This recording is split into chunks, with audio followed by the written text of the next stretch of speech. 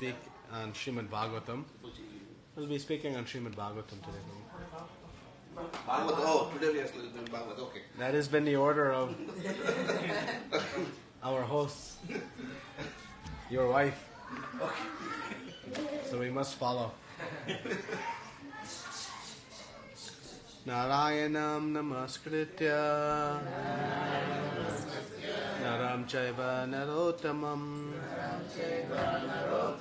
Devim saraswatim vyasam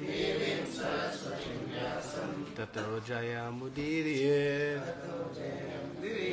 Nasta prayeshu vabhadreshu Nityam Bhagavata Sevaya Bhagavati Uttama Shloke Bhaktir Bhavati Naishtiki Hare Krishna. So, yesterday was the very auspicious day of Bhadra Purnima. So, it is the golden opportunity for us to receive Srimad Bhagavatam or to give Srimad Bhagavatam. Both are auspicious. Actually, we have no idea how fortunate we are to even come in contact with Srimad Bhagavatam. It is the rarest of rarest jewels. You know, if we came across some rare jewel, how happy and proud and excited we would be, and we would protect it and cherish it and make sure it would never go in harm's way, and we would pay so much attention to some piece of matter. But actually this Srimad Bhagavatam, this is the real jewel of the world. If you took all of the jewels in the entire of the creation and you lost all of them, but somehow Srimad Bhagavatam was preserved, actually nothing is lost. This is how great. So this Srimad Bhagavatam, and in one box you can carry with your two hands, with a little bit of effort, you can carry the weight of the value of the whole universe in your hands. That is just to try to get some semblance of understanding of how fortunate one is to come in contact with Srimad Bhagavatam. And to come in contact with Srimad Bhagavatam on Bhadra Purnima just takes it to a whole other level. Any day we see Srimad Bhagavatam, it is very auspicious. And on this full moon day in the month of Bhadra, just following the appearance of Srimati Radharani in this same month, one who receives this is assured liberation. But what is liberation? That we should try to understand very carefully. What is liberation? Because we conventionally speak of liberation in a very misconstrued manner. Liberation means to become free from, right? That's what liberation means. It doesn't mean to enter into. It means to escape from. So-and-so was liberated from the prison. This country is liberated from the occupation of somebody else. But when we speak about liberation or moksha, we think about entering into. But actually liberation means to become free from. Free from what? That we have to understand very clearly. Liberation means to become free from our material entanglements. Our material desires, our material attachments, our false ego, and ultimately the modes of material nature. When one becomes free of those, they are liberated. So liberated means to become free from the material entanglements. And Krishna tells us in Bhagavad Gita, Daivi hesha gunamai mama maya niratraya, that this material energy of mine is very difficult to overcome. Daivi hesha, this divine energy, is very difficult to overcome. But he says, Mam eva ye prapadyante, that if one surrenders unto me, then mayamitam tarantite, one can at once overcome. This at once is a very critical point. That this liberation does not mean next lifetime. It means now. That one can become free from the modes of material nature at once. He doesn't say at the time of death. He doesn't say in some time. He says at once. And how? By surrendering to Krishna. Mam eva ye prapadyante. That when one surrenders to Krishna, one becomes in a liberated state. So, this knowledge is very, very important for us to understand what is the real valuable gem of this life. Just like if we have a box of Srimad Bhagavatam on one hand and a box of diamonds on the other hand, what everybody will choose. You can have either box, what you'll choose.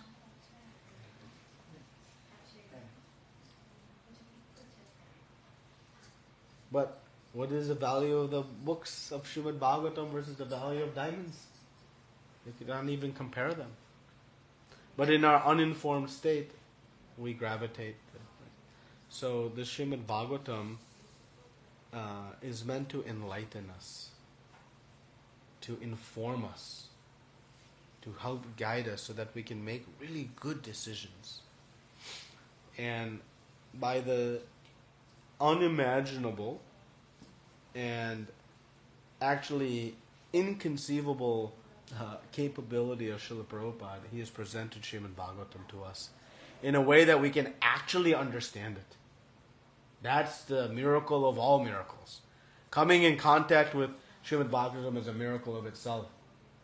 But the fact that Srila Prabhupada has poured his entire heart and soul into Srimad Bhagavatam, the purports, it makes it actually accessible to all of us and something we can actually understand and find perfection in life.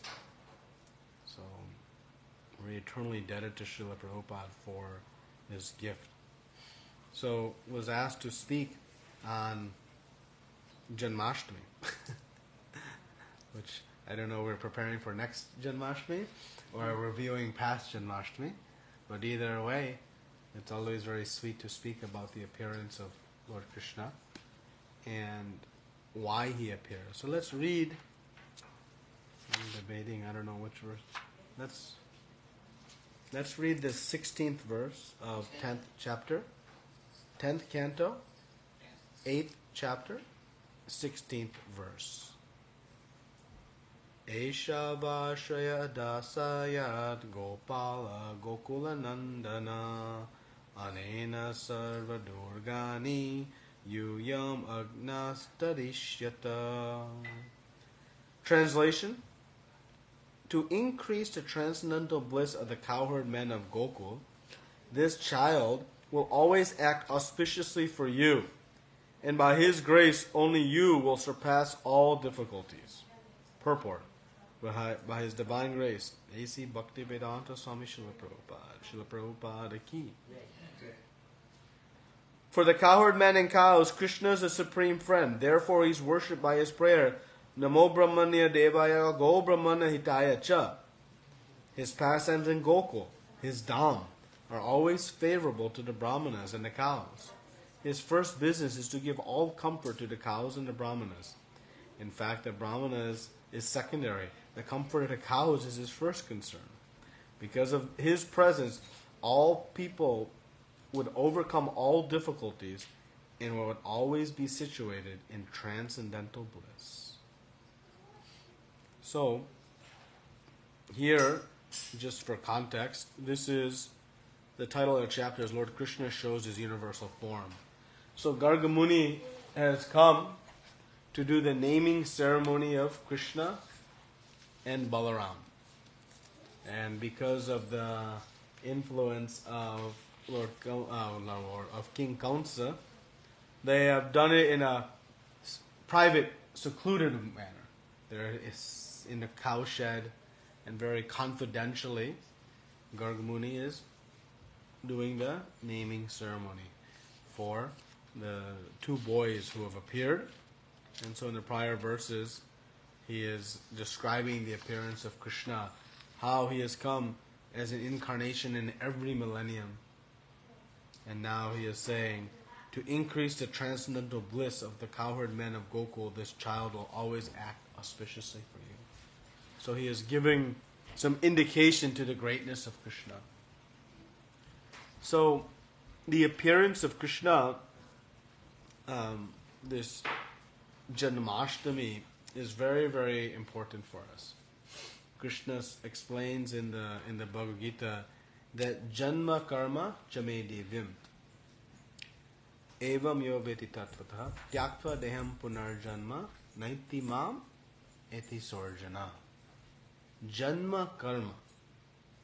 When one understands Krishna's Janma, his appearance, and his karma, his activities, what happens? One never has to return back to this material world. That's quite a significant statement, right? No intense austerity required, no going to the forest and practicing, some types of rituals and different Ashtanga yoga processes, no extreme austerities. Just know the nature of Krishna's Janma and karma, his appearance and activities. If we know these two things, then one becomes eligible for liberation. What does liberation mean again? To free from material entanglements. To free from material entanglements. Our solution to 100% of all of the difficulties we face is free from material entanglements. Sitting here in Rochester Hills, Michigan, you can experience the realm of Goloka Vrindavan through our surrender to Krishna.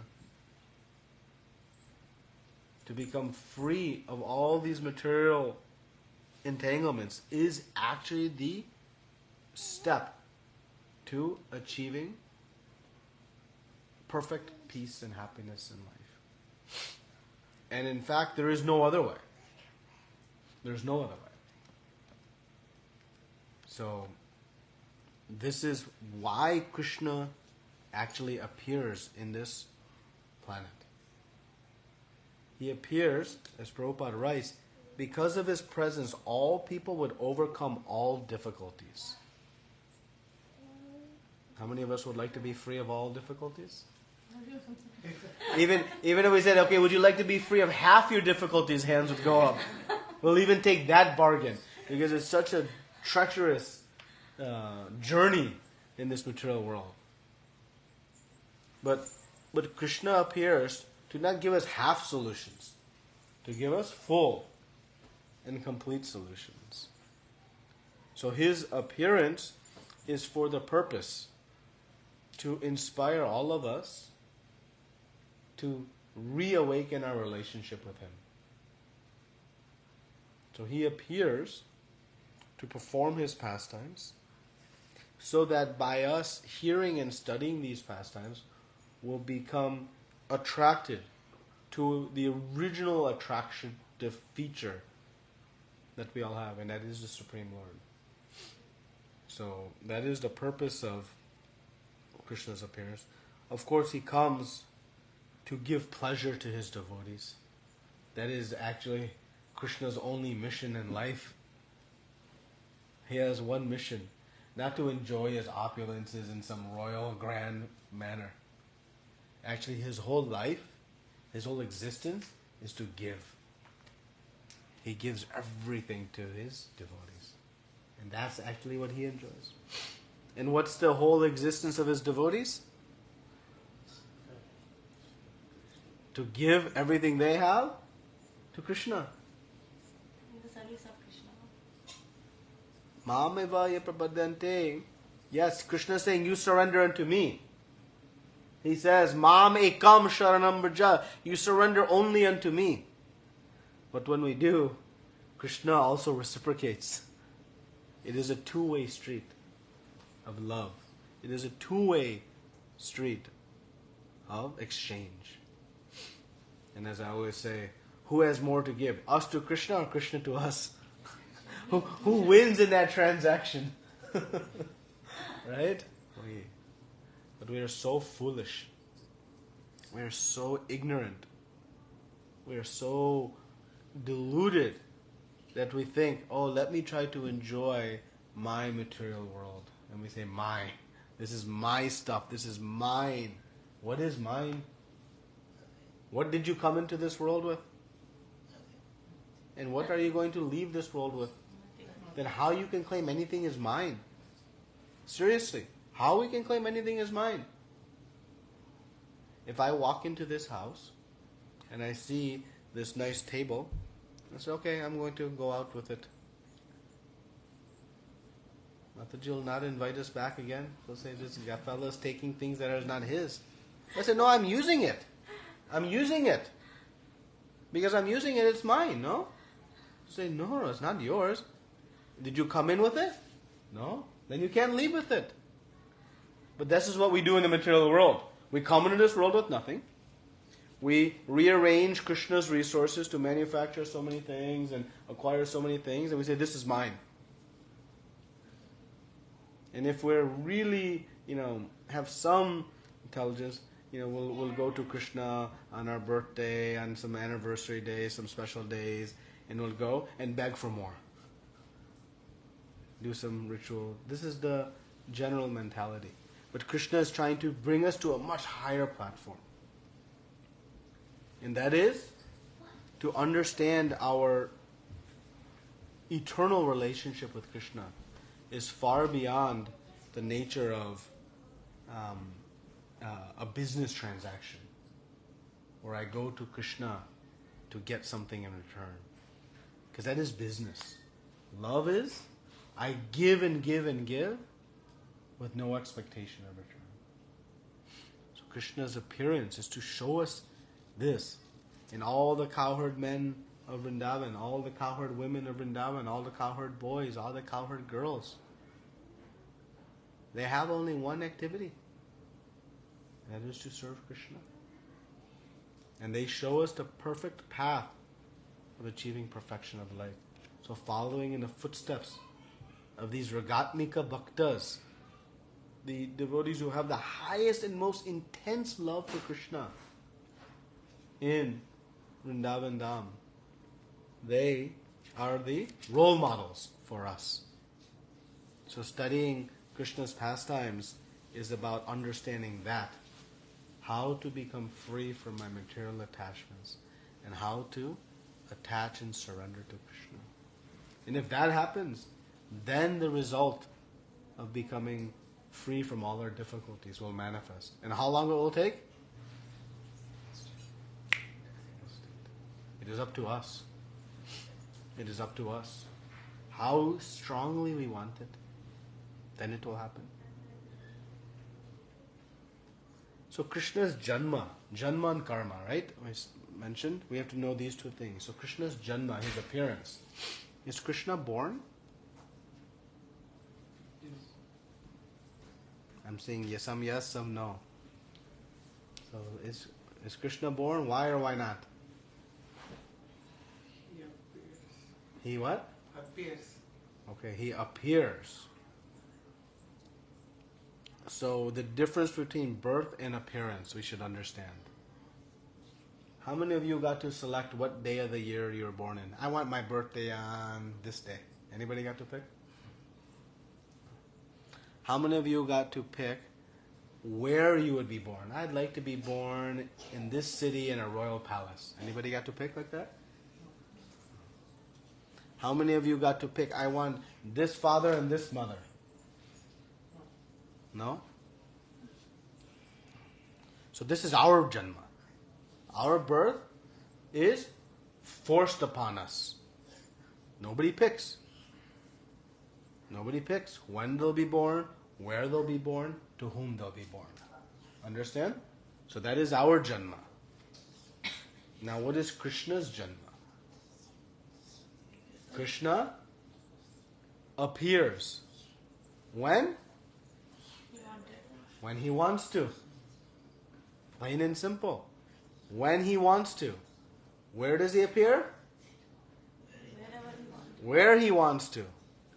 And from whom or through whom does he appear? His choice. Whom he wants. That is God. This is us. Any rascal who claims, oh, I am God because I can manufacture some mango from a far distance or put some gold. That is not God. What is God? They have full and absolute control. So Krishna chooses where he comes, when he comes, and from whom. So this is Krishna's appearance.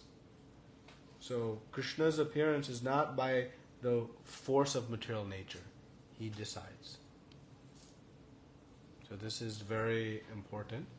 So Krishna chose to be born in the prison house. Sometimes they, oh, how your God is born in a prison house. What kind of God he is? That is the choice of Krishna reciprocating with Vasudevji and Devaki Mata. So that is his choice. So Krishna is appeared. When we say appear, it means that when Krishna appeared in the prison house of Kamsa with Mother Devaki and Vasudevji, he existed previously. Let me ask you a question. Tomorrow morning, around 7 o'clock in the morning, are you going to look in the eastern horizon and say, oh, the sun was born today?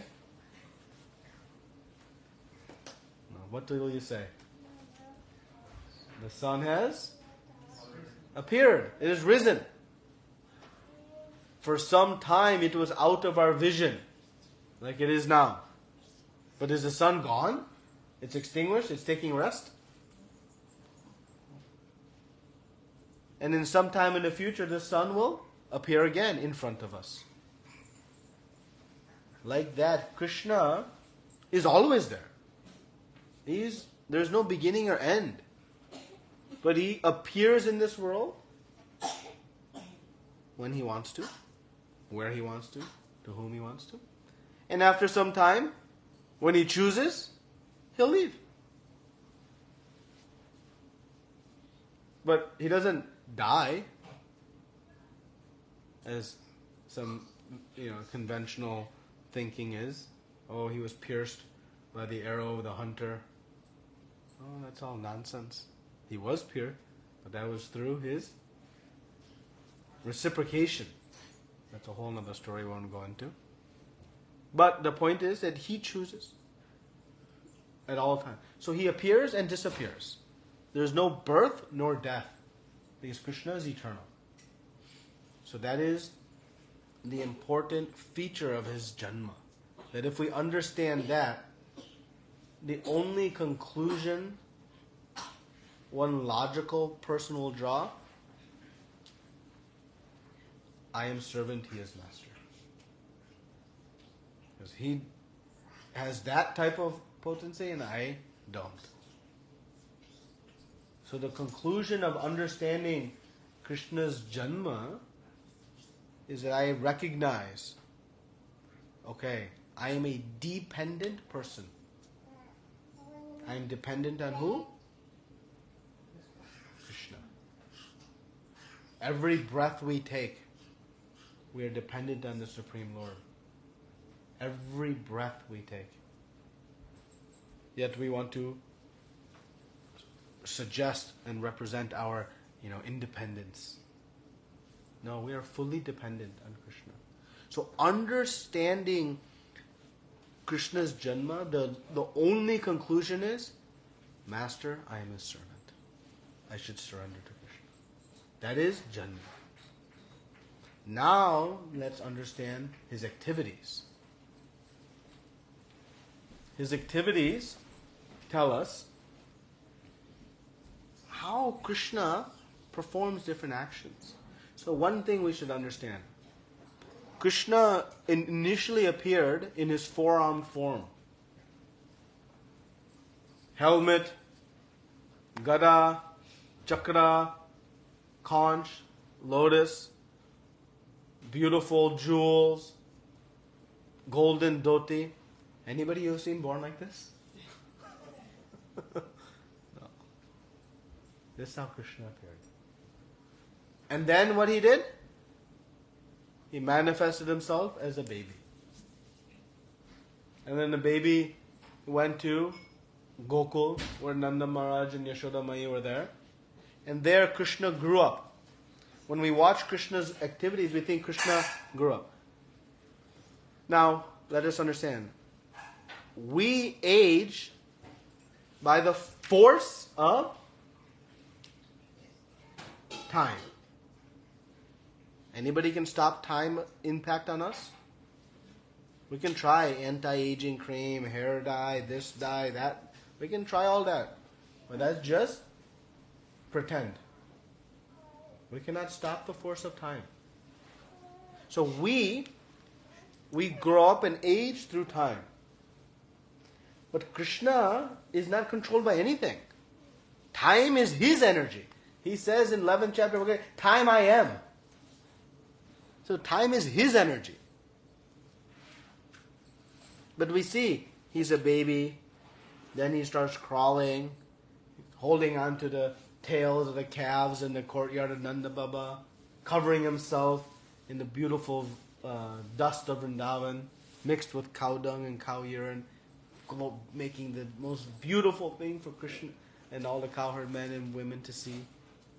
Then he grows up and starts walking to the delight of all the elderly cowherd ladies. Oh, my Krishna and Balaram are walking finally. And like this he grows up. How that happens? Because Krishna decides, I would like to grow a little bit today. So he grows. Next day, maybe I'll grow a little more. And he grows. And then he now I'll start walking. Was he incapable of walking at birth? At birth, few days old, he killed a giant demon Aputana. That when she was killed, her body formed a new mountain in Vrindavan. Mountain. Then, some new landscape. Our Google Maps are not showing this. That giant of a personality. And what did Krishna have to go to the gym and do some exercises to prepare for this fight? He is in this form because he chose to be in that form. But he is potent, full in all his features, in all his forms. So Krishna grows and ages according to his own will, just to show variety of pastimes to the residents of Vrindavan. They enjoy, as a mother enjoys, seeing their child. Oh, now my child is doing this. Oh, now my child is doing that. They'll take photos, post on Facebook, Twitter. Right there, we enjoy. Of course, the residents of Vrindavan also enjoy seeing Krishna doing all these new, different pastimes. So, he manifests different pastimes based on different ages by his own choice. So we should not think that Krishna aged. Krishna just decided, okay, I'd like to be a little bit older now. I'll grow more. Because what happened? By the time he reached 16, guess what? He stopped aging. By material calculations, at the time of the Battle of Kurukshetra, and he's speaking Bhagavad Gita, he was over 100 years old. Was he speaking, oh Arjuna, you should do sarva dharmam pritya. That would be us. No. He was a youthful 16-year-old boy, barely 16. Because he didn't show any age beyond that, because that was his choice. So Krishna is not controlled by the influence of time. So his Janma is not controlled by nature. His time here, he's not controlled by time. So he is the supreme controller.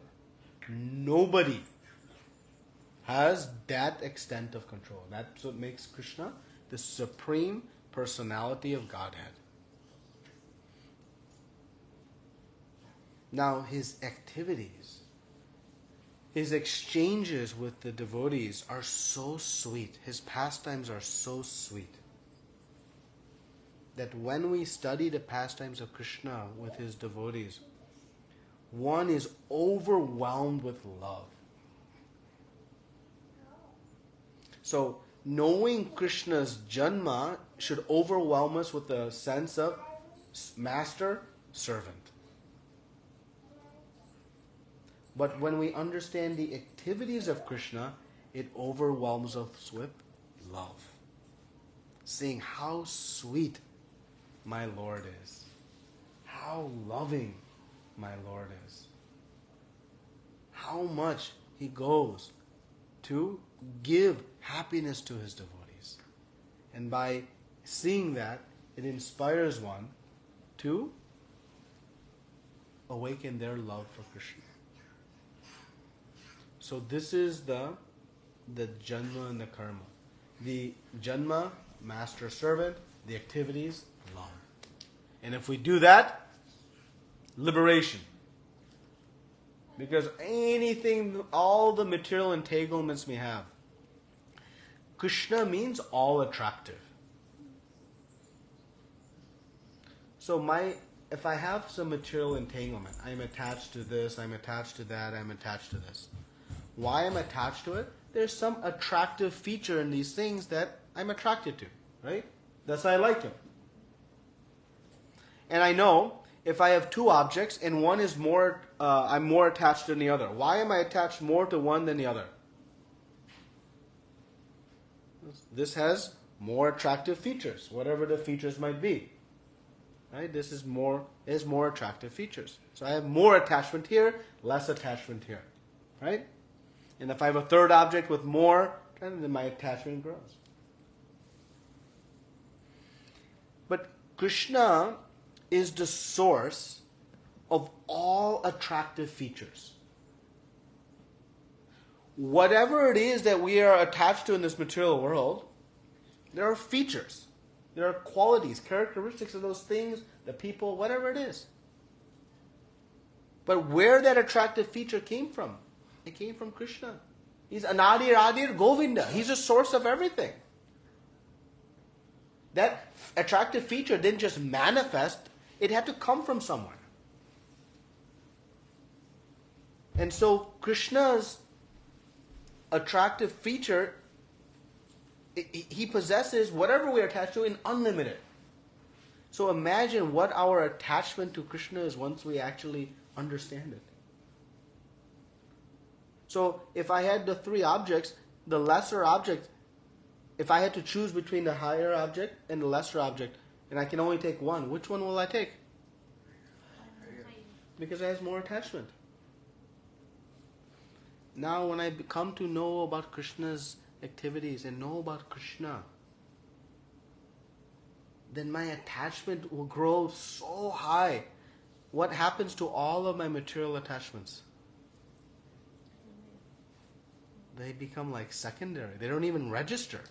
There's no space in the mind because the space in the mind is so absorbed in the all-attractive Supreme Personality of Godhead. And so to become free from material attachments doesn't happen by putting all of our possessions on eBay or Amazon Marketplace or Facebook Marketplace and saying, I'm going to renounce. No. It happens by drawing our attention to the Supreme Lord. And by that, all of our material attachment will naturally dissipate. And that's why Krishna comes and shows all of his activities, so that we'll become inspired to take to this process. And as Prabhupada writes, overcome all difficulties. So because the only means to overcome our difficulties is to detach from all of our material entanglements. Because all of our material attachments ultimately will result in frustration. That's 100% guaranteed. Whatever it is that you acquire, it will lead to frustration and dissatisfaction. Because we were speaking last night. If you get what you want, one of two things will happen. You'll either live in fear of losing it, because you know it's temporary, or you'll want more. That's the nature of everything we have desired for in our life. And the third outcome is you don't get what you want. Are there any other three than these three scenarios? So, scenario 1, you don't get what you want, unhappy. Scenario 2, you live in fear of losing what you have, unhappy. Scenario 3, you are unsatisfied by that. You are frustrated. You worked so hard to get it, and now you raise the bar. One more. So in all three scenarios, what is the result? Frustration. This is the nature of every material endeavor. But the residents of Vrindavan show us that even when the torrential rains of Lord Indra are coming through the Samvartaka clouds and showering columns of ice and hail, threatening our existence, what is the result? Uninterrupted 7 days of bliss with the Supreme Lord, standing under the beautiful Govardhan hill, enjoying his nectarian beauty. So like this, there are many pastimes that Krishna performs to attract us to him.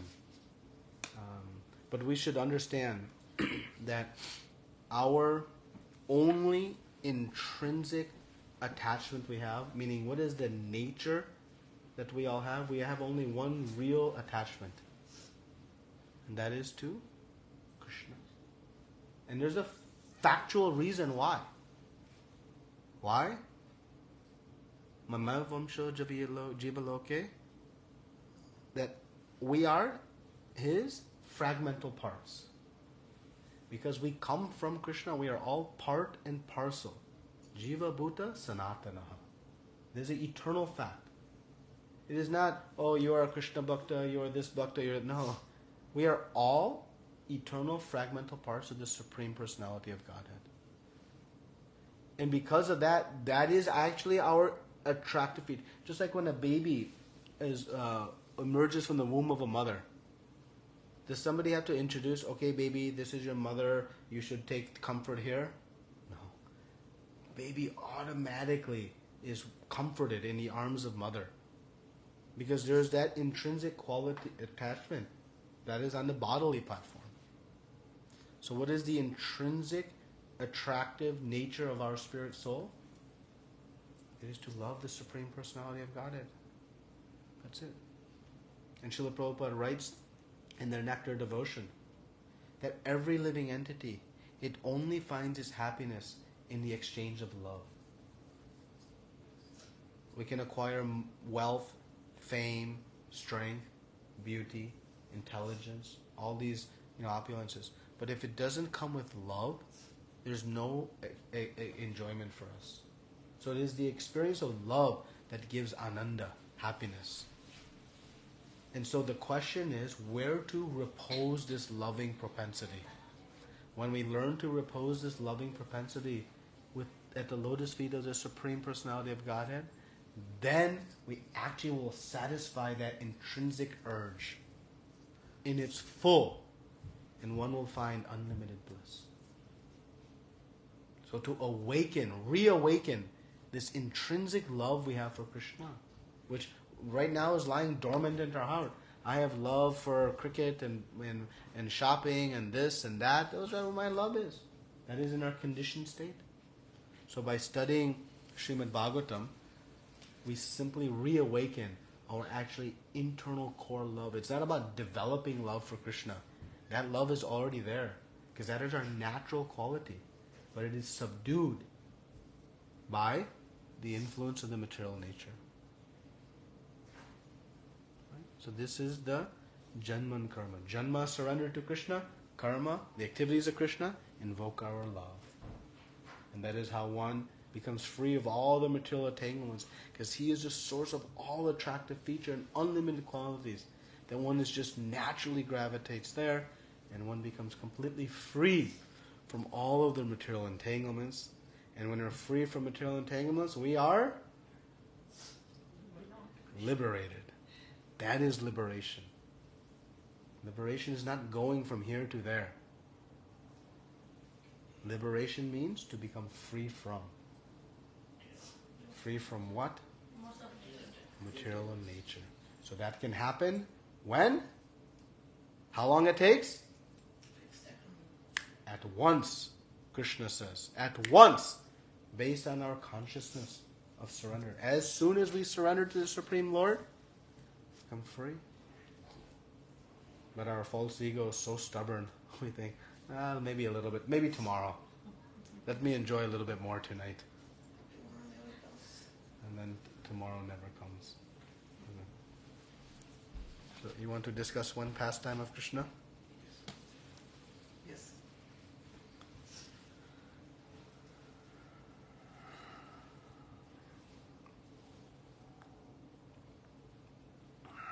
Since we're talking material attachments, maybe we'll discuss this pastime. The pastime of the fruit seller. All must have heard this pastime in some form or fashion. The fruit seller who came to sell fruits to Krishna. How many of you have heard this pastime? Some bits of it? Okay. So some yes, some no. So we'll discuss it. So there was an old lady. She was a widow. She was kind of a jungle person. Living very simple means, and so she was very materially detached. But she had some job, she had body, so she had to maintain it. So she had some income, and her income stream was to go deep into the jungles and pick these very rare fruits. Particularly these berries. These fruits are very rare; they are not commonplace found, and she, being grown up from birth in this, was an expert. She could just see these fruits are not sweet and ripe. These are, and she was very expert. So every 10 or 20 days, she would go out into the forest and she would spend 7-8 days picking these berries. Sleeping on the floor, not eating much, not taking much substance. Very austere life. And then she would come to the market, sell those, and then acquire some means to live for the next 20 or so days. And then she'd go back into the jungle like this. And so this was her profession. So she was out in the forest and she was collecting berries, and she had one big basket full of fruits, 7-8 days of intense effort. And she came. And when she came back to her home, she was figuring out where to sell these berries. And the problem was that the marketplaces in Mathura now were overrun by Kansa's cronies. And they were giving such a hard time. They would steal the berries from her, and they would give very low price and threaten her, and barely she could live 2 or 3 days with whatever she would get if she went there. So she was lamenting like this, and one of her villagers said, you should take your berries to Gokul. There, very cultured people are living. One great king, Nanda Baba, is there. He has a wonderful palace. And all the residents of Gokul, they're very pious and sweet. They'll give you fair price, full price for your berries. You go there. So she thought, okay, 7-8 days, she's not eaten much, not drank much, not much rest, and very tired. But she think, okay, let me take the berries. So she takes the berries on her head and she's walking towards Gokul. And she has to cross the Yamuna. She has no money to pay the boat person. So how she crosses? Holding the berries in one hand, swimming, full sari on the other, crossing the Yamuna. Not so easy. When Vasudevji crossed the Yamuna, it parted ways, and Vasudeva was able to walk. For this devotee of Krishna, she was struggling hard, barely able to get to the other side. Imagine trying to keep the berries dry and not tipping in and swimming. It's sincere effort, and after great struggle, she reached the other side. She comes out and she sits down under a tree to take some rest. She puts her basket down and she looks around. She's like, oh no. Even just on the ground, there are so many big, big ripe mangoes and jackfruits and lychees and kiwis. So nice fruits are everywhere. And they're not even they're on the ground. And she's thinking, who's going to buy my little berries? There's all these nice fruits are here and people are just walking by. They have such an abundance of foodstuffs that clearly this is hopeless. And like this, she's just sobbing and crying, thinking now better I just jump in the Yamuna and end it. No need to continue on. So one Brahmin is walking by and sees this sobbing lady and says, what's your sorrow? This is Gokul. Nobody is sorrowful here. This is my sorrow. Who's going to buy my fruits? You're walking by all these beautiful, nice, fresh fruits. Who's going to buy my berries? What's the market price for them here? And he says, no, you go on. You go to Nanda Baba's house. He's a very pious man. He'll arrange something. So she says, well, how I know where? Just walk down the road. You'll see a beautiful home. And you just try to sell your fruits to Nanda Maharaj, Yashoda Mai. They're very pious, sweet. And they'll do something. Okay. So this fruit seller is walking and just basically lost hope. And she, after it's maybe 2-3 o'clock in the afternoon now. She started early morning. Whole day has elapsed, and she reaches what she thinks is the courtyard of Nanda Maharaj. And she says, "I don't know if this is the place I'm going to be." So she puts the basket down, sits down, and she has the energy just for one breath, and she just says, "I have fruits. Please come." And then she just sits down. And she's thinking nobody's going to come. Nobody probably even heard what she could say. She had no energy to hear.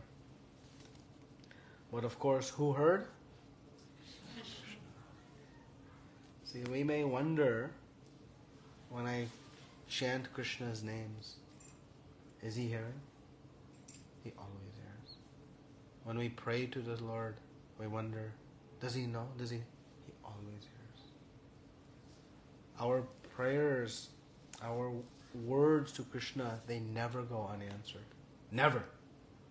We may lose faith, but Krishna never lets our words go unanswered. So this fruitwala was losing faith, but Krishna is inside the palace and says, "Oh, someone has come with some nice fruits. Let me go." So Krishna comes out of Nanda Maharaj's palace through this courtyard. And this fruitwala is seeing, after all this effort, she hears somebody saying, I want fruits.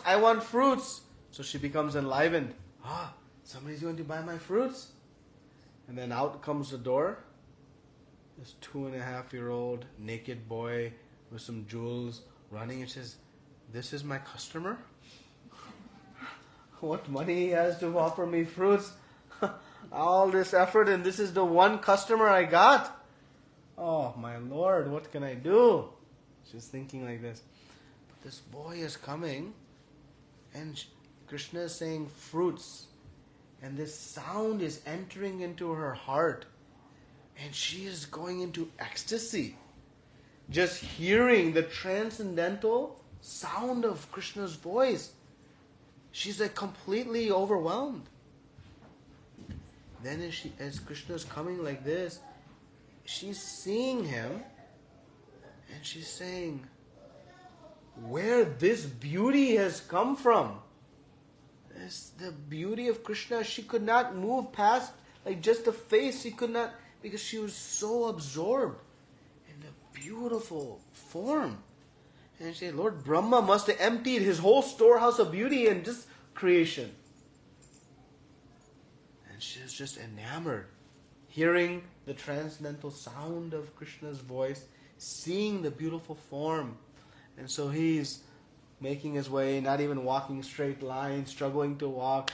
And he is excited, fruits, I want fruits. he starts dancing. Like a young kids when they want something, they put some drama on. So he's fully putting drama on now. And he's dancing. And she is seeing him dance. And like, complete, wow. Never has he's seen anything like this. Just stunned by Krishna's beauty. And she's dancing. And he says, I want fruits, give me fruits. So she's thinking, okay, how I can let this Leela continue? I just want more. So he says, okay, you have to give some money. And Krishna says, money? What is money? Is that some bird? Is it a peacock? Is it something what is money? He doesn't know anything about money. He says, no. She says that you give me money, I give you fruits. Or you give me some grains, I give you fruits. You give me some rice, bartering. He says, what kind of mother are you? Maya Yashoda never asks anything. If I ask for fruits, she gives me fruits. If I ask for butter, she gives me butter. I don't have to give anything. How come you're not giving? He says, well, your mother Yashoda is married to Nanda Maharaj. She has full means. Me, I am a poor villager. How I will live? And she's thinking how I can keep this, just to engage in more. She's ecstatic. And so Krishna says, this is really unfair, uncultured. Asking for something from me. I want my fruits. He says, okay, you go and bring some grains. Fine, you want grains? Yes. Okay. So he turns around and he walks back into... Now she's seeing the backside of Krishna. And seeing the back of it. And she is equally overwhelmed. Stunned. Saying, how beauty. And Krishna's absolute source of all beauty. And she is stunned. Thinking, wow. And just watching his steps walk. Looking at the footprints in the sand. Just overwhelmed. So Krishna makes his way back in, goes into the storeroom, takes 2 big handfuls of grains, and starts walking back to the fruitwala. And he's walking back, and his eyes are only on those fruits. He cannot see anything else. He's lost, just like child wants one cookie or something, doesn't see anything else. House may be burning down, they won't see. They'll see that cookie. So Krishna's like this, just enamored. These fruits. And she is walking, and fruit seller is seeing what's happening, and she is just absorbed again in her second round of darshan. And then Krishna is very proud now. Oh, I've done some big thing. I went to the storeroom. I got 2 grains of sand all by myself. Mama didn't even have to open the lid. I did it all by myself. I'm a big boy now. And now I'm bringing some fruits. Everyone will be really happy with me. Wow, I did something great. And so he opens his hands to offer the grain. And he looks. Only 1 grain was left. He had lost all the grain. He looks back and the whole line of grains is there. Because as he's carrying, everything fell through his hands. Boys, they cannot, or young kids, they cannot hold anything. All the grains fell. Just 1 grain. And he put into the basket and said, give me fruits, give me fruits. He didn't care. She was thinking, maybe I should send him back so I get 1 more round of darshan. But she could not. And so she was relenting. No, I cannot give. You only gave 1 grain of sand.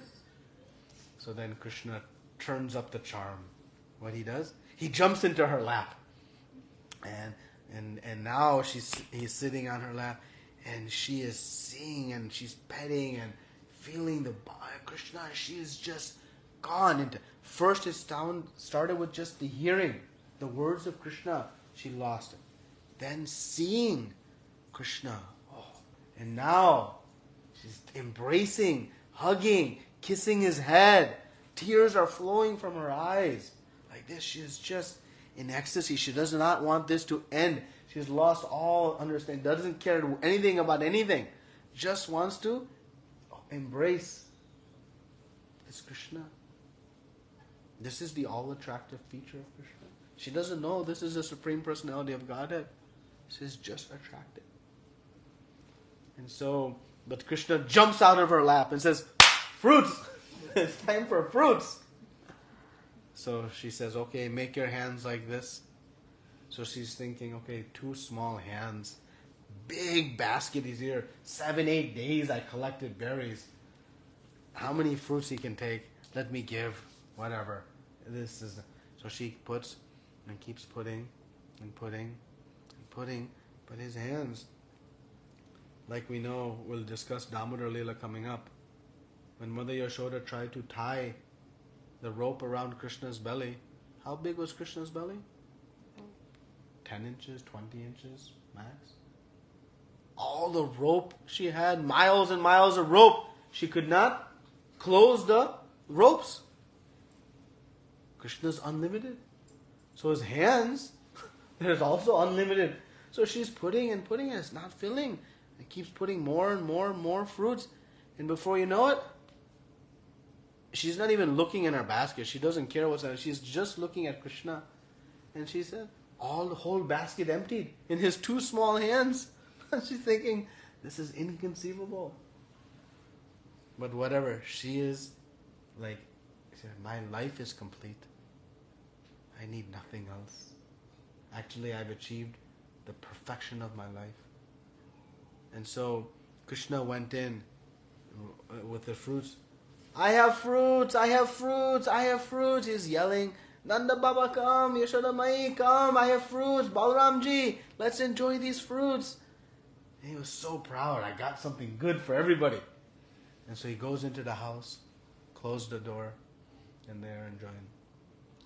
So she is thinking now, well, time I go, my basket is empty. And she goes to pick up the basket and it's heavy. She could not move in it. She could not even budge the basket. What is causing it? All the fruits are gone. So she looks inside the basket. And what is there? All jewels. Fine, fine, precious jewels. See, she surrendered her whole life assets. What did she have beyond those fruits? Those fruits were the source of her food for the next 20 days. But even that, she gave to Krishna. What did she get back? 1 grain. This is the mood of a devotee. When they give whatever they have to Krishna. But when we give to Krishna, who wins in that exchange? What is the value of those jewels versus the value of the fruits? This is the situation. But when we go to Krishna, Krishna, give me this, then we're into the business relationship. But she went and gave everything to Krishna without any expectation of anything. What she got? Her darshan of Krishna. That was sufficient. That was her life's accomplishment. She had nothing she wanted. This is anya bilashita sunyam jnana kamadinavatam anukulina Krishna nushilanam bhaktir uttama. This uttama bhakti, highest bhakti is what? Anya bilashita sunyam. No desires. Nothing in exchange. Just give lovingly to Krishna. You can imagine our state. I give to Krishna where my chapatis will come tomorrow. Better I keep some back in security. But the devotee, they have full faith in Krishna. Because do the prayers, does the offering to Krishna ever go unanswered? Whatever we give to Krishna, there's always a response. So she gave with complete faith. And her reciprocation, jewels beyond what she could ever know what to do with. Now, this is where most people end the story. But actually the story continues. We think, So if I put $5 in a hundi, I'll get $100 in my bank account, right?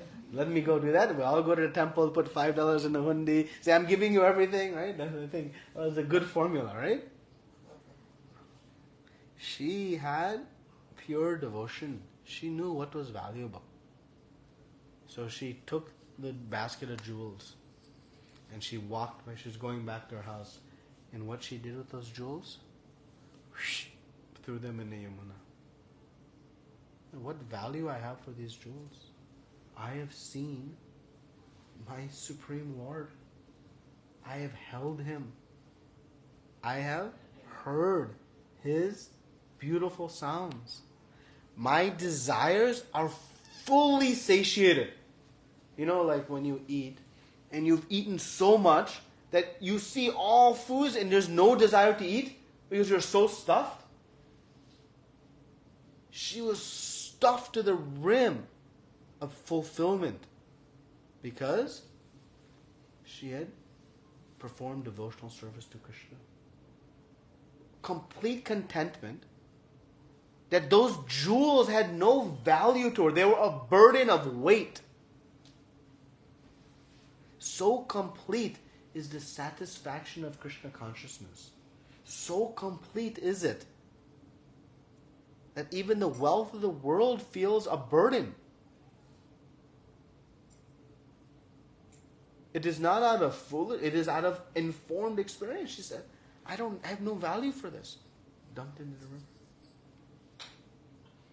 And she swam across, went back home. Now we must wonder, how she'll eat, right?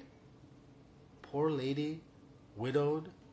She'll have to spend another 7-8 days in the forest. Likely would die without eating. She cannot survive. She went to her house and she opened up the door. It was stuck. And she opened up. And outflowing came all grains. Krishna had filled her whole house with grains. Even she renounced those jewels, Krishna didn't give up. And he filled her house with grains. Said, I couldn't give you in my 2 hands. Let me show you how big my 2 hands are. And filled her whole. And what she did? Free grains, free grains, free grains. Announced to all the villagers. They came, emptied out her house. She even surrendered that. And every day she would cross the Yamuna and hide in one bush and just watch Krishna, Balaram do their activities. She would never announce her presence ever again, and she would just observe.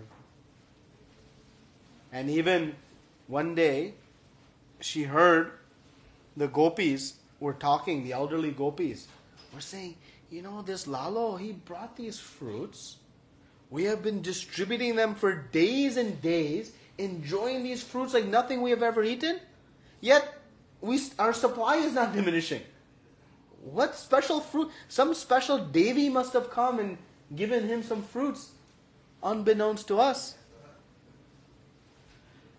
So like this, the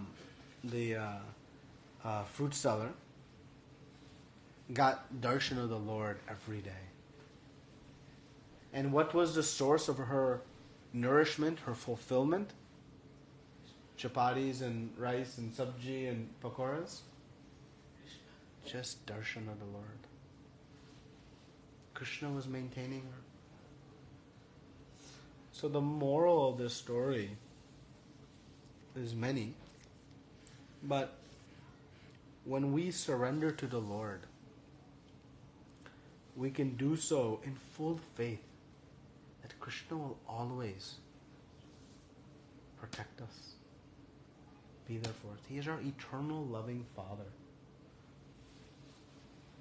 And the mood of surrender is that I give in faith, in love, not out of feeling compelled, obligatory, or resentful.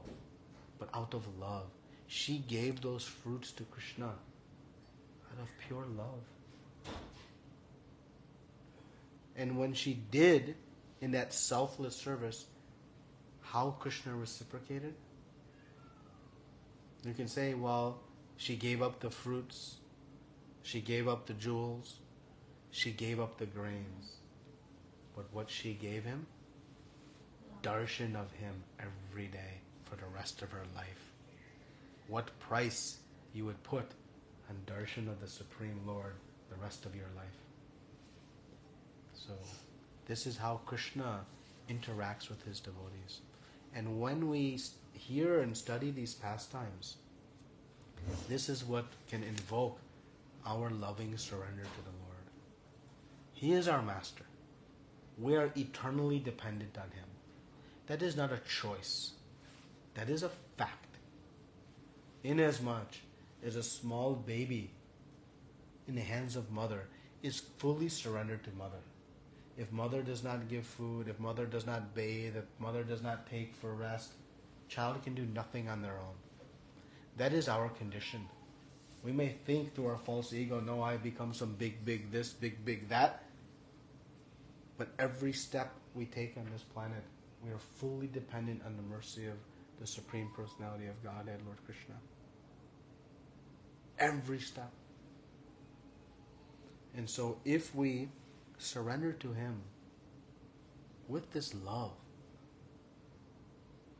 one will become fully free of all these material entanglements and then find real happiness, being free from all of our disturbances. You all raise your hand saying you'd even take the bargain of 50% reduction in disturbances. But this is 100%.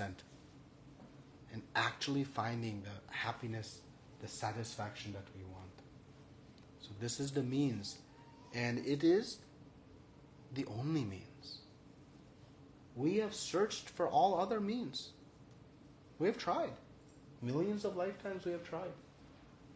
Somehow, by the great mercy of Lord Krishna and by the mercy of Srila Prabhupada, we are finally in this lifetime, after traveling this universe for millions of lifetimes, coming to this knowledge. And now the question for all of us is, are we prepared to act on this knowledge? Or just take it as pious entertainment? Yes, the story is sweet, it's compelling, it warms the heart. But if that's all it does, we have gotten no value from it. If it inspires action, then it was fruitful. Hare Krishna. Srila Prabhupada ki. Any comments, questions? Yes. So for the fruit seller, she met Krishna and she had the darshan. I mean, that is like a really very amazing thing. But what if we do like we don't have the opportunity to meet Krishna for us to leave all the desires, like material desires? So what is our steps to like go to that stage? Okay, so you said Krishna twice in your statement. You remember that? In what you just said? You said Krishna twice. How many times did you interact with Krishna? Twice. So what is the difference between you and the fruit seller? So we perceive a difference. But Krishna is non-different from his names, forms, pastimes, and qualities. See, when I chant water, water, water, is my thirst quenched? No. Because the name water and the substance water are different. So I cannot chant water, water, water and quench my thirst. But when I chant Krishna, Krishna, Krishna, Hare Krishna, Hare Krishna, Krishna, Krishna, Hare Hare, Hare Ram, Hare Ram, Ram, Ram, Hare Hare. The names of Krishna and Krishna himself are non-different. That is a fact. We perceive a difference because we don't have the purification yet. But from a factual standpoint, there is no difference. So the fortune the fruit seller had, we have the same opportunity. When you go and see Radha Kunj Bihari standing, we, in our impure state, perceive marble, deity. That is Krishna himself. Non-different. No different. He descends into Archavigraha form to reciprocate with us. So, you can render service like the fruit seller. Bring some fruits to Krishna. Come to the temple. Render some service. Surrender some of your time. You see the reciprocation. I always give, in school, the teacher will explain some theories, right? Then we go to the lab and we test those theories. Does it really work this way? Right? So you want to test this? You want proof? You want proof? Yeah. You want proof? Okay. So I'm sure your mother and father ask you to do some household chores in the house. You take the household chore you like the least. Whatever one you like the least. And you go do that activity in Radha Kunj Bihari's home. And you tell me how you feel doing that least favorite activity. And then you tell me why somehow you are getting happiness from something that was giving you misery. And that how is Krishna. That is the presence of Krishna. So, whatever fortune the fruit seller had, we have no less fortune. But for our misfortune is the contamination of our heart. But in fact, we can even consider ourselves more fortunate than even that fruit seller. Why? Because Srila Prabhupada is holding our hand and taking us directly to see Krishna. As long as we hold on to his hand. So actually I can say we have more fortune. Because a pure devotee of the Lord is taking us. So we have the same opportunity. And by practical experience, I'm not asking anyone to take this on just faith. You go and render service in Radha Kunj Bihari's home and you decide. You decide. Is Krishna really there? And then you'll know. Why does your father go every Thursday to wash pots? How many pots he washes in home? I should ask Mataji, but I won't. But somehow, no matter what happens, he'll make his way there to scrub. Why? Why? How much? What paycheck he gets from that? Satisfaction in the heart.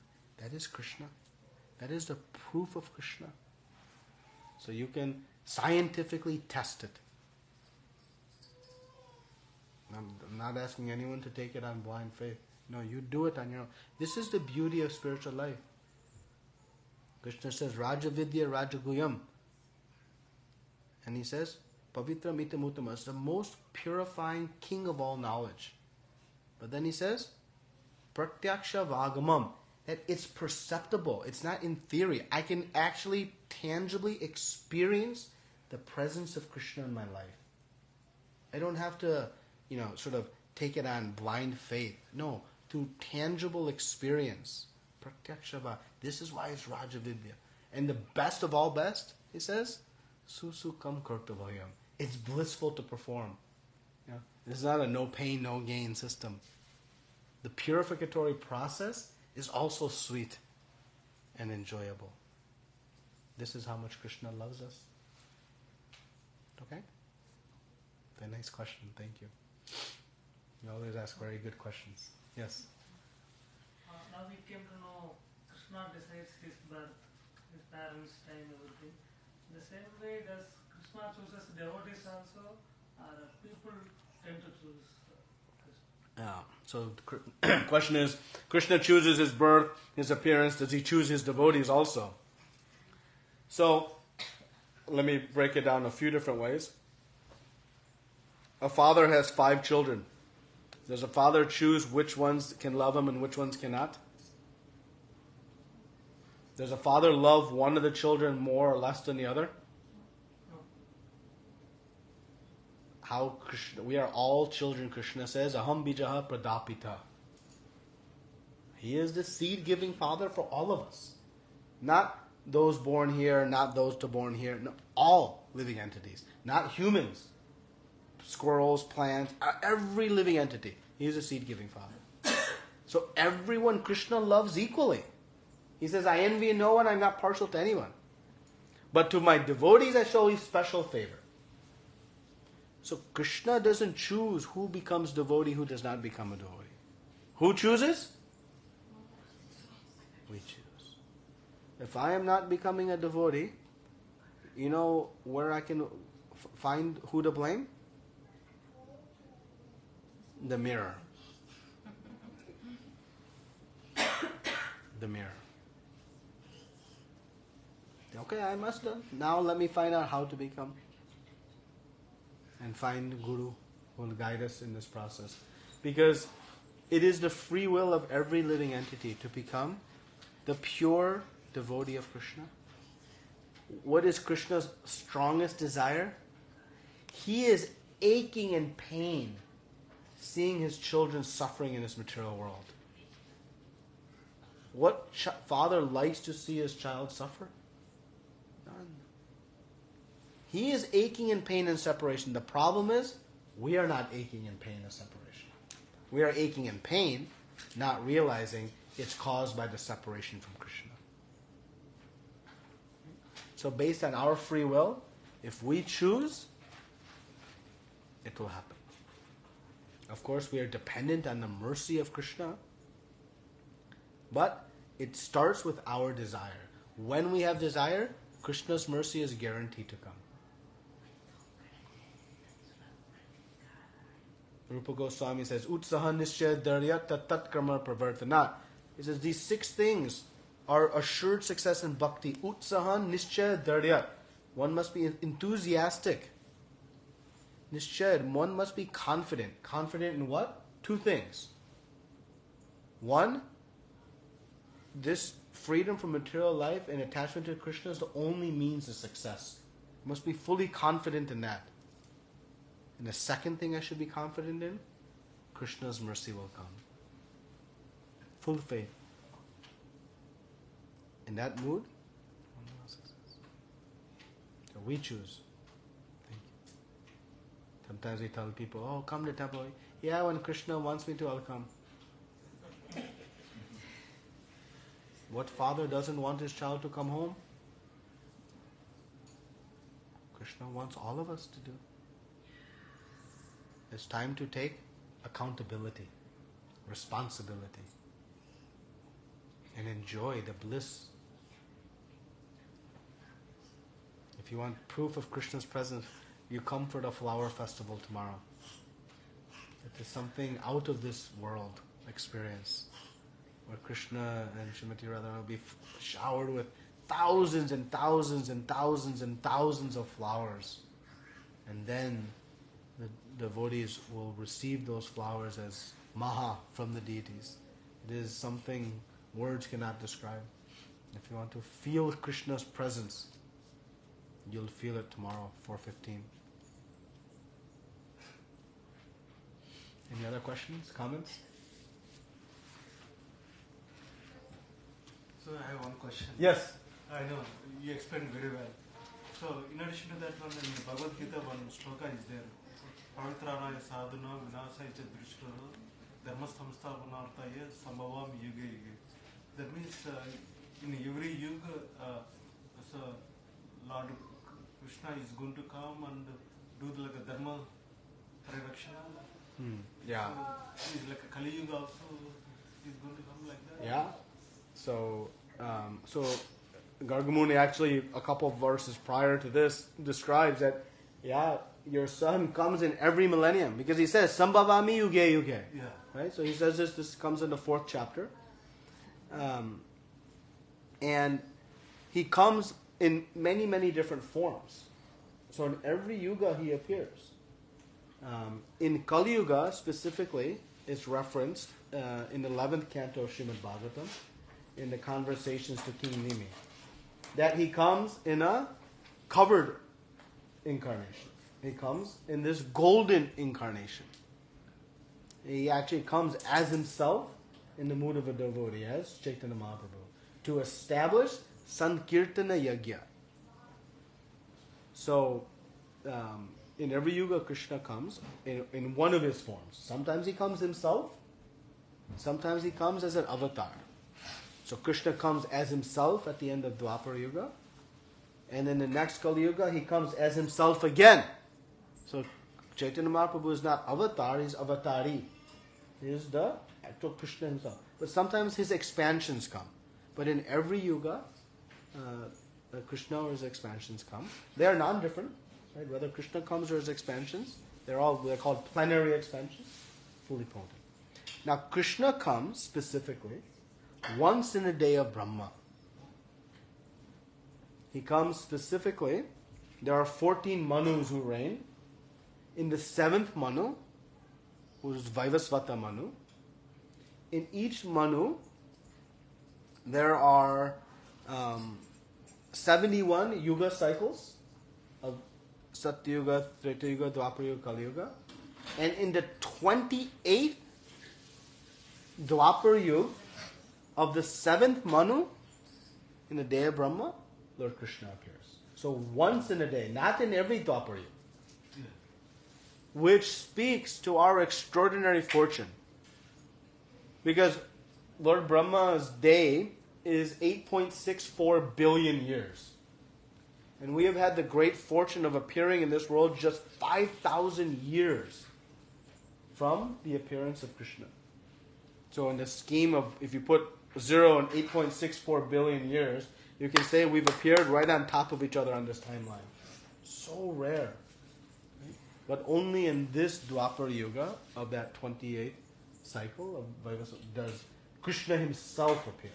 Otherwise he comes in his expansions, his incarnations, all the avatars. We speak about Dasha avatars, right? But Dasha avatars is just it's like an example. How many avatars Krishna has?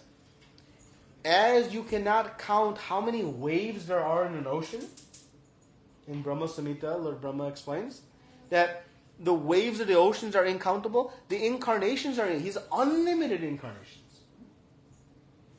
Because he appears, Sambhavami, Yuge Yuge. And in each appearance he has a particular mission. And a particular Objective. purpose. Yeah, a particular purpose. But the ultimate purpose is to awaken the love of his lost children. That's the principal purpose. There are always secondary reasons that help support that main goal. It's okay? Thank you. Any other questions or comments? I have one basic question. Maybe I have. See, we are all lost children of Krishna, right? So, why I came here, not others today? So, on what basis it pulled me here? On what basis? What was that pulled me here today, not others? Maybe Prashadam that Mataji is making? Is that what pulled you? So, what was that? Your wife pulled you by the ear? Okay. We say by hook or crook we come. Why we came?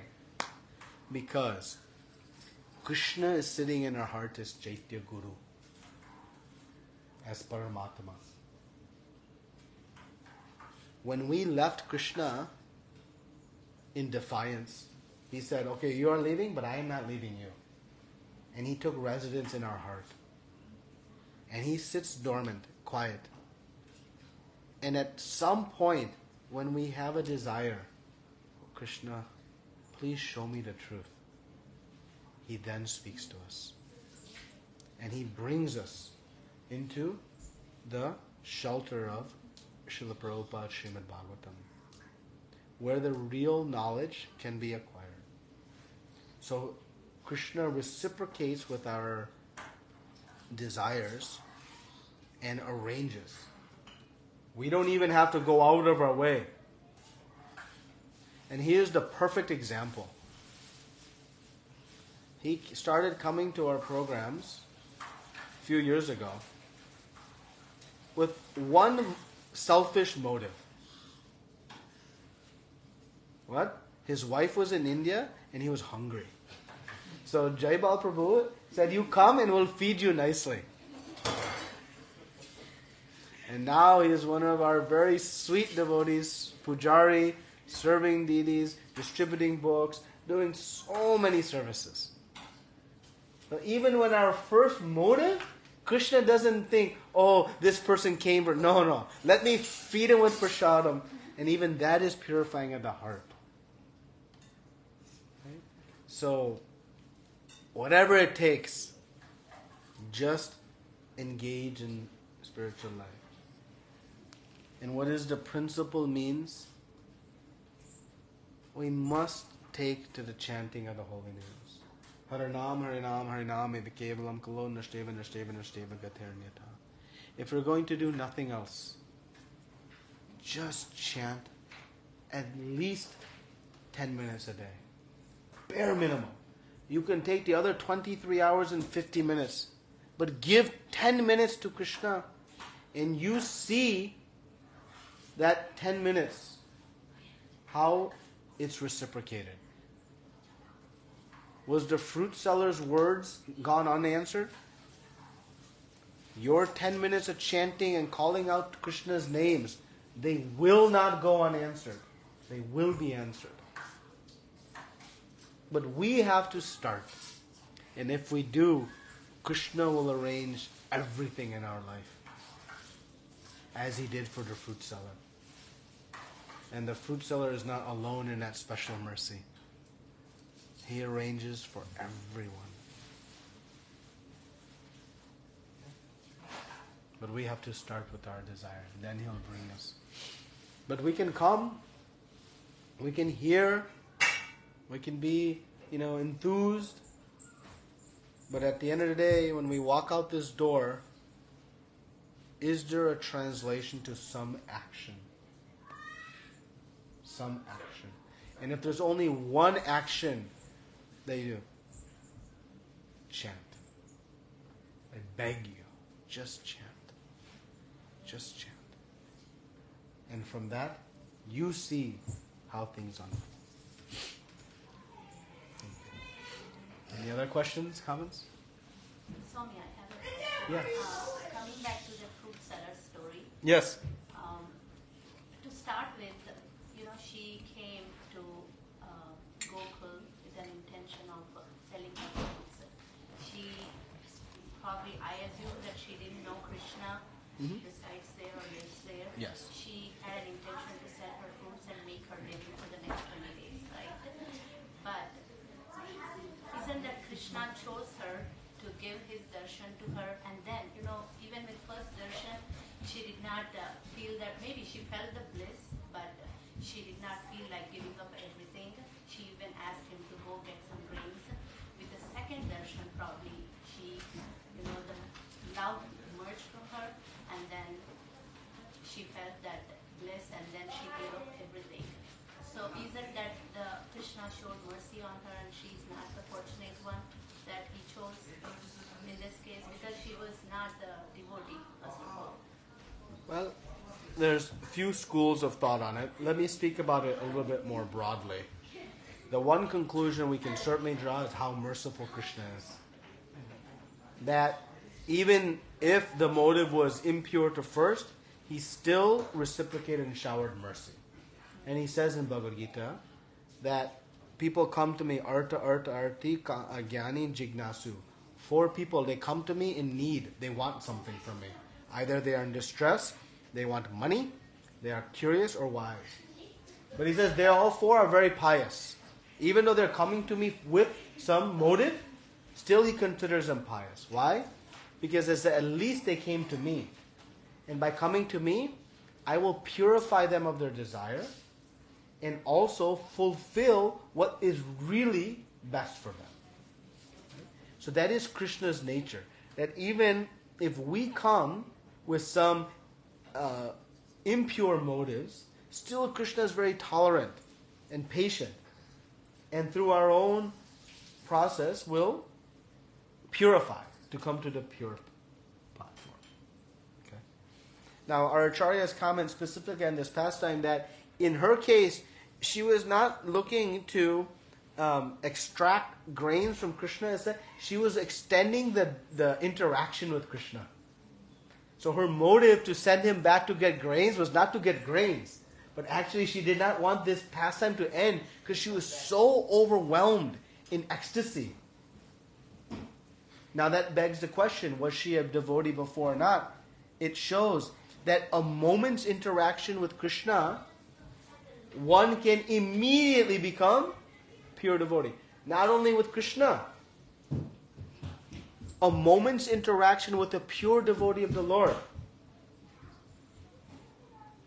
Sadhu Sangha, Sarva Sashtaka, Lava Matra Sadhu Sangha, Sarva Siddhi. That all the Shastras, they speak that Sadhu Sangha, association with the pure devotee of the Lord, it's so potent that in a lava matra, what's lava matra? You know what time is? 1/12 of a second. The blinking of your eyelid, right? That's a lava matra. Just that association with devotee, sarva siddhi hoy. All the powers, all the siddhis, one gets. So whether she was pure devotee or not doesn't, because as soon as she came in contact with Krishna, she became fully purified.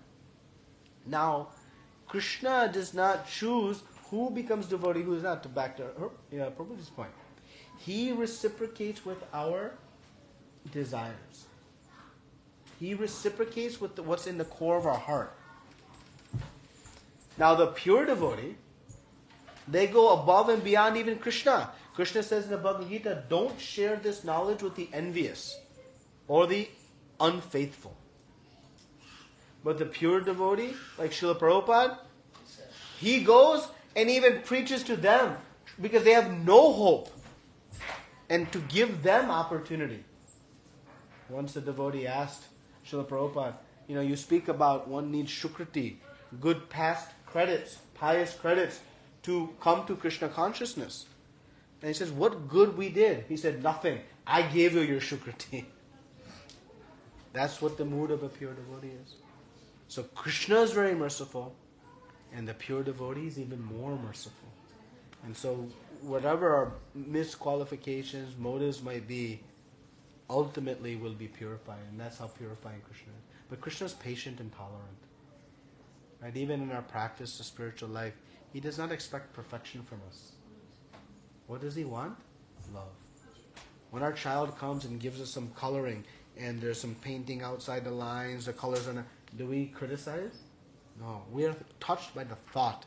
Krishna is not looking for perfect pronunciation of mantras. He's not looking for perfectly straight tilak and all that's he's looking for this.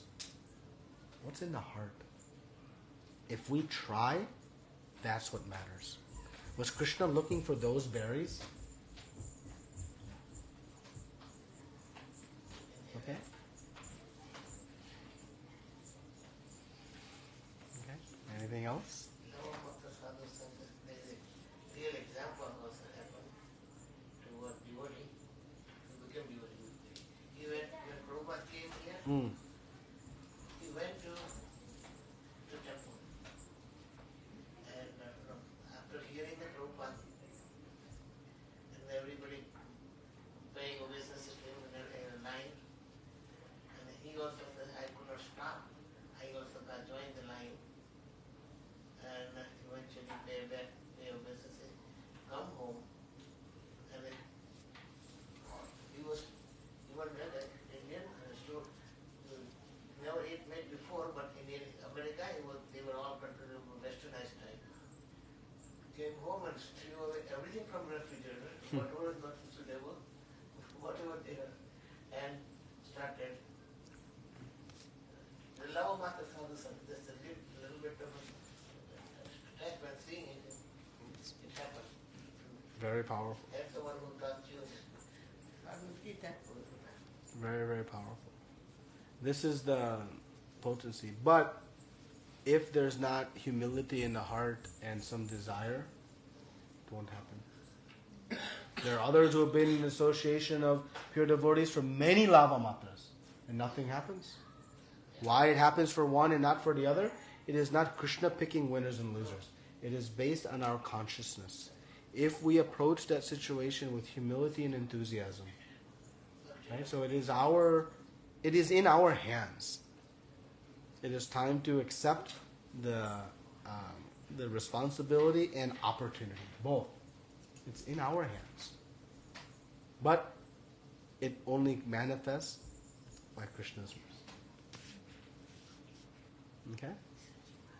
I'll end with one final example of this point. The farmer. When the farmer is looking to grow some crops, if the farmer says, okay, if Krishna's mercy comes, plants will grow, and they do nothing, and rain and sun comes, no crops will grow. But if the farmer plants the seeds, cultivates the soil, and then rain and sun comes, what happens? But if farmer plants the seeds and plants the crops, but no rain or sun comes, what happens? Right? We have to do our part. We have to plant the seeds. But yes, we are fully dependent on the mercy of Krishna for it to happen. But if I think, if Krishna's mercy, then it'll happen. No. Because if Krishna's mercy comes and we haven't done our part, no crops grow. Understand? We have to do our part, but always recognize we are fully dependent on the mercy of Krishna. So let us not wait for Krishna's mercy to come. We do our part, and Krishna's mercy will come. But it takes both parts, right? But so just keep thinking back to this farmer analogy. It's very potent. Prabhupada used this example. So we have to cultivate the field, but no, the crop will grow only if Krishna's mercy. So we need to plant the seed so that, when the mercy comes, we can identify and we can catch that. Yes. You've understood it perfectly. We have to do our part. Yes. But recognize we are dependent on Krishna. I cannot independently make my way. And we are dependent on the mercy. But His mercy will come.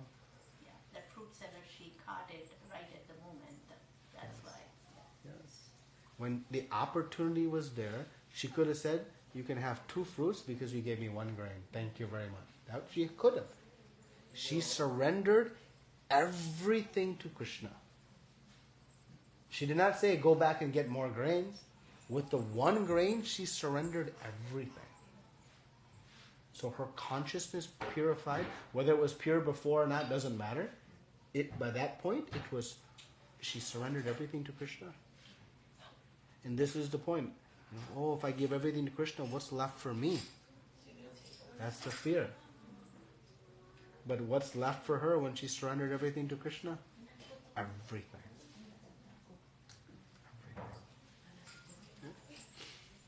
Thank you, Srila Prabhupada ki, Ananta Koti Vaishnavrinda ki.